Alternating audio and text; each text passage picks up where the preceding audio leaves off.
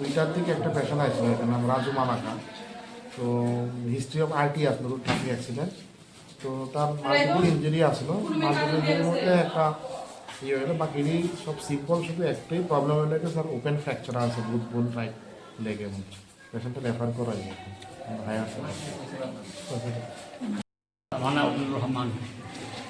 আমি মোবাইল থেকে হালালি যাইতেছি। আমার সাইডে কোরবাজার হালালি কোরবাজারে সবজির দোকানে এখানে একটা বাইক আইয়া, তারপরে আইয়া স্পিডে আইয়া মানে বাইকটা সামনে লাগাই দিচ্ছে উত্তর দিতে। আমার শরীরে এই অবস্থায় এই ব্যথা পাইতেছে। আর প্যাসেঞ্জার বিভিন্ন আছে, সেটাও দেখা পাইছে।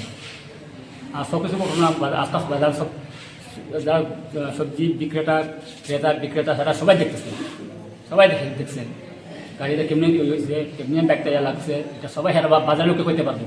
আমি তো গাড়ি নিতে পারতাম, আমি তো বেশি এবং বেশি বসে না।